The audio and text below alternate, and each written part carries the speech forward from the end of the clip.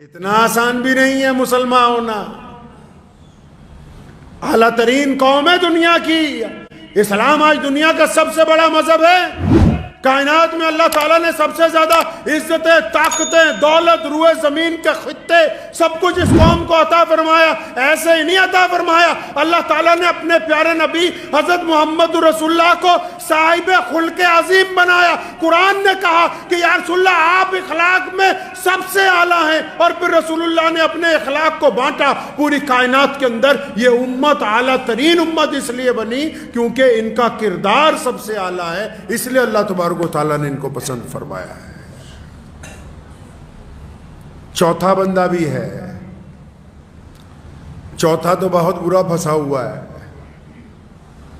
کئیوں کی گاڑی وہیں رکی ہوئی ہے. چوتھا بھی ہے جس کا روزہ خراب ہو رہا ہے، جس کے روزے کے اندر خرابی ہے، جس کی مغفرت کا فیصلہ نہیں ہونے والا، جس کے سجدے قبول نہیں ہو رہے. چوتھا کون ہے یا اللہ؟ اللہ کے نبی صلی اللہ علیہ وسلم بتاتے ہیں چوتھا کون ہے یا رسول اللہ؟ کون ہے ایسا بندہ؟ ایک تو ماں باپ کا نافرمان ہے، ایک رشتہ داریاں توڑنے والا بھی ہے، قطع رحمی کرنے والا بھی ہے، شراب پینے والا بھی ہے. اب یہ چوتھا کون پھنس گیا؟ اچھے نمازی ہیں جو اس میں شامل ہیں. فرمایا چوتھا بندہ وہ ہے جو اپنے دل کے اندر دوسروں کے لیے بغض رکھتا ہے، نفرت رکھتا ہے، کینہ رکھتا ہے، دوسروں کے لیے بلا وجہ نفرت دل میں رکھتا ہے. اب یہ نفرت رکھ کے سجدہ کر رہا ہے. اگر میری جیب میں، عام مثال دے رہا ہوں میں، یہ کوئی قرآن حدیث میں نہیں ہے، اگر میری اوپر والی جیب میں پیسے ہوں، زیادہ سجدہ کروں گا گر جائیں گے. اگر اوپر والی جیب میں نعوذ باللہ کوئی نشے کی چیز ہو تو سجدہ کروں گا، وہی گرے نا نیچے. کیا ہے اس دل کے اندر جو سجدہ کرتے ہو؟ فرمایا بغض رکھتے ہو دوسروں سے. دونوں صورتوں میں چغلی کو، غیبت کو، بہتان کو ایک ہی کیٹیگری میں محمد رسول اللہ نے رکھا. مان لیا کہ وہ بندہ شرابی ہے، مان لیا کہ اس بندے میں خرابی ہے، مان لیا چور ہے، ڈاکو ہے، عیاش ہے، بدماش ہے، لیکن اگر یہ بات تم اس کے منہ پہ کہتے اس کو برا لگتا کہ نہیں لگتا؟ برا لگتا. وہ تم سے لڑ پڑتا. تم منہ پہ اس لیے نہیں کہتے کہ منہ پہ کہوں گا تو یہ لڑ پڑے گا. تو نبی علیہ السلام نے فرمایا کہ اگر یہ اپنے بھائی کی غیبت کرتا ہے، اس میں برائی ہے تو برائی کو بھی بیان کرنا فرمایا منع ہے. اور اگر اس میں برائی نہیں ہے، تم کہتے ہو کہ چور ہے، وہ چور نہیں ہے. تم کہتے ہو بے ایمان ہے، وہ بے ایمان نہیں ہے. تم کہتے ہو ریاکار ہے، وہ ریاکار نہیں ہے. تم کہتے ہو زانی ہے، وہ زانی نہیں ہے. اگر تم اپنے پاس سے بھی الزام لگاتے ہو، پہلی صورت میں غیبت ہے، اگر اس میں گناہ ہے تو غیبت کا گناہ، اور اگر اس میں وہ گناہ نہیں ہے تو بہتان کا گناہ. اب چغلیاں کرنے والے بھی خدا کی حضور بخشے جائیں گے کیا؟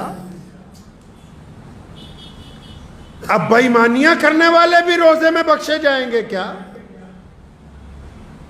جن کے دل غیبت سے بھرے ہوئے ہوں، جو گھروں کے اندر اپنے گھروں میں اپنے بچوں کے ساتھ نفرت رکھتے ہوں،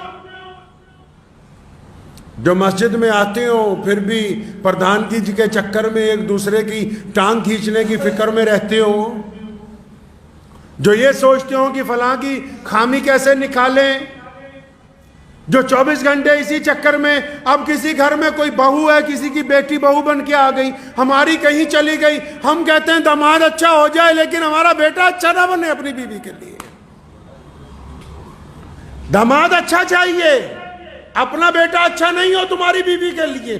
روزہ بھی رکھتے ہو، اپنی بہو کی بے عزتی بھی کرتے ہو، روزہ بھی رکھتے ہو، اپنے بچوں کو بھی ڈانٹتے ہو، روزہ بھی رکھتے ہو، اپنے ماتحت کو بھی ڈانٹتے ہو. پتہ ہے نبی علیہ السلام نے آخری وقت میں کیا کہا؟ یہ صرف آج تک یہی بتاتے ہیں کہ یہی کہا میری امت کو بخش دو، میری امت کے لیے مغفرت کا فیصلہ ہو جائے، میری امت کا کیا ہوگا یا اللہ میری. لیکن نبی علیہ السلام نے آخری وقت میں اس کے علاوہ اور بہت سی باتیں کی. ان میں ایک بڑی پیاری بات ہے. فرمایا میں اس بات کے لیے بھی بڑا فکر مند ہوں کہ میرے بعد تم اپنے ماتحتوں کے ساتھ کیا کرو گے، میرے بعد تم اپنے نوکروں کے ساتھ کیسا معاملہ کرو گے، میرے بعد تم اپنے غلاموں کے ساتھ کیا کرو گے.